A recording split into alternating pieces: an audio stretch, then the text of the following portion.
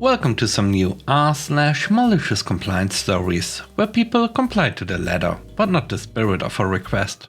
I hope you had a great day. The first story is called Don't Contact Me Again. A few years back, in 2017, I got my first job. It wasn't much, but it was decent hours and money. Summer came and I had an offer for a seasonal part-time job, May to October. I accepted it because it would be a good way to make some extra money to buy a motorcycle. My main job was going well, but the problem was the seasonal one. I am the kind of guy that, if you are treating me well, I will go the extra mile, but if you are a jerk, I will treat you accordingly.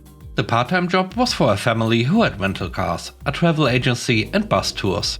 I was helping with the bus tours at the office in the city center, while the dad was located in the north of the island. This is how we operated. Reps were meeting customers at the hotel to sell the tours and submit every booking in our system. We keep everything on track until the last booking is submitted and then make a list based on the location, north or south, of the hotel with the number of customers from each hotel. We then send them to the boss, Dad, via fax. Then we call the boss later to give us back driver and pickup times for each hotel. And then we send a list with pickup times and drivers to the tour guides. My job was to confirm with the reps that I had everything, make the lists for the boss, send them via fax and then call him again. And he will then tell me which drivers will work and the pickup times, so I can forward them to the tour guides with new lists and customers' names. The problem starts with the reps. Reps were complaining that they didn't have enough time to submit the bookings after every meeting. So they were calling the office after each meeting to give us the information we needed before submitting them at the end of their day. Of course, every single time they were submitting more bookings than the ones they had told us on the phone, but that's not relevant. It's August, if I recall correctly, Sunday around 6, when the boss calls me and yells that he needs the list, etc. I reply calmly that I had to do everything by hand, call every single rep and write down all the bookings, because reps didn't submit anything in the system, and that I will call him back in 10 minutes with the lists. He replied, "Send me a fax and don't contact me again." So I did. 6:20 I sent him the lists. Usually I called him so I can continue my job, but he told me not to contact him again that day. 8:30 and I didn't have any news, but it was half an hour before my shift ended. So I made some lists based on my experience and I sent them to the guides without pickup times and drivers. At 9 I turned off everything, locked the door and went home. The next morning around 6 AM was chaos. Everyone was calling to find the information that was missing. I guess he was contacted more than once that morning. Customers were complaining about delays, etc., with some of them asking for a refund or discount. There were also extra complaints to the travel agencies back in their home countries. When I came in for my shift the next day, his daughter asked me what happened. I replied with a relaxed tone, "Your dad told me not to contact him again," and continued my job. From that day on, he made sure I had everything I needed on time.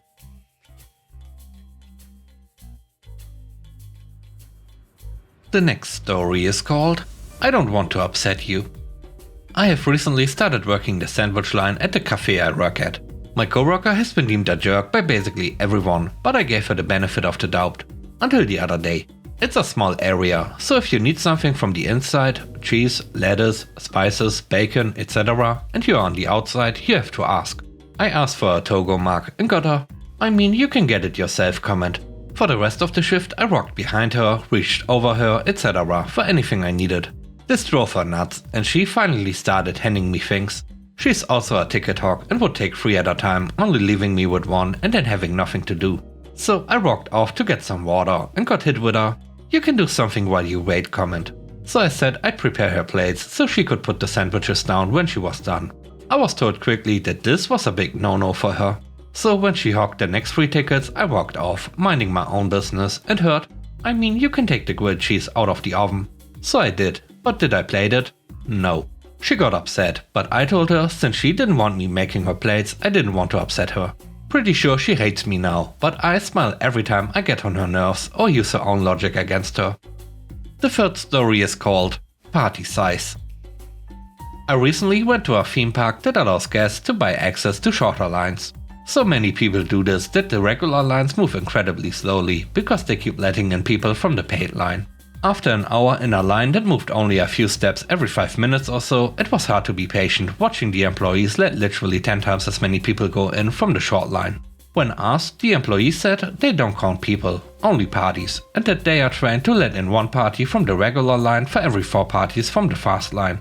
This is what we were told, but it was obvious from an hour of watching that this is not what was taking place. Counting 60 people being let in from the paid line at once, it was easy to see they were letting in more than 4 parties at a time. Well, why can't I just say my party is 100 people then? So we started making friends with the people in line behind us and grew our party to about 20 people. When the guy asked how many are in our party, he was a little confused, and I'm not sure he believed us, but he let us all in together. It was only a minor victory, but we saved a few people an extra 15 minutes in line, and it felt good sticking it to the mouse. The next story is called More Details. This is something that happened during my freshman year at university. We have a class that is required for our degree, and the professor was a very hard grader. Another issue was that she would only leave extremely vague comments as feedback. You could submit a 12-page paper and get one vague comment that just says, "needs more." Needless to say, students were getting fed up. When we asked for more detailed feedback or for the grading to be lightened upon, the professor would just shrug and tell us to basically deal with it. When she dismissed our concerns and refused to cooperate with us, we all flocked to the group, as any enraged university student does. That's where we came up with our plan. We had weekly reflection assignments due, and these were the assignments she primarily left vague comments on and offered little advice with. We had the option to do a video reflection or a paper reflection. This is where we saw a fatal flaw in her assignment. The reflection had to be longer than 15 minutes, but there was no time limit. The next week, the professor was greeted with videos that were 40 minutes or longer for around 75 or so students.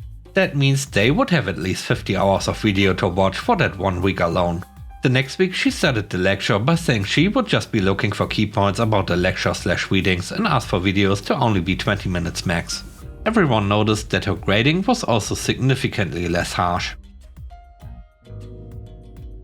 The fifth story is called Appeal Gone Wrong. When I was a vice principal of a high school back in 2006, I had a particular student who was always sent to the office for low-level misbehavior, attention seeking, showing off, etc. In most cases, he was pretty harmless. He would antagonize the teachers, get thrown out of class, and then he became my problem. One day he came to class drinking a large soda, then deliberately belched out loud to disrupt the class. I had enough. I suspended him from school for a day. His father, who had previously been supportive, ran sideways, demanded I rescind the suspension, called me an idiot, said I was power tripping. I offered a compromise. If his son stayed out of trouble for the rest of the year, I would remove the suspension from his record. The father, too intent on being right rather than doing right, refused this. Then you can appeal it, I said. When you receive the suspension letter, let me know your decision. True to form, the father appealed the suspension, 2 days after the suspension ended. I filed the paperwork as required. 5 days after that, he provided his written submission to the school board.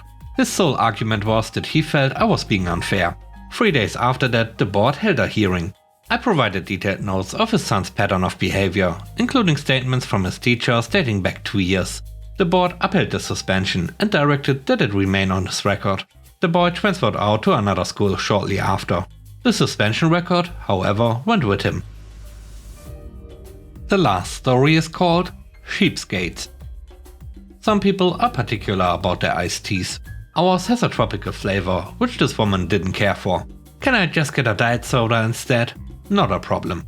Trying to hunt down a manager to void out an iced tea for a soda isn't worth the effort, especially for a negligible 25-cent difference between beverages, so I just let it ride. When the check arrived, the party spent a good deal of time poring over how to split the bill. My manager had swung by to run their cards, and they apparently gave him the same lecture about how we should just have regular black iced tea and said I forgot to take it off the bill. When he voided it off and checked with me, I told him, "Oh, that's right," and they switched to a soda and rang it in. He just shrugged his shoulders like his time has been wasted.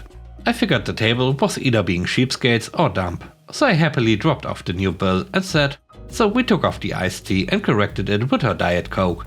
The guy took another 10 minutes staring at the bill and probably felt like the biggest ignoramus. And with that, we end today's video. Let me know what you think about the stories. On a scale of 1 to 10, how would you rate the stories and today's video? I hope you enjoyed the video. If you did, please don't forget to subscribe and hit the like button. And I hope you have a great day. Stay safe. Bye bye.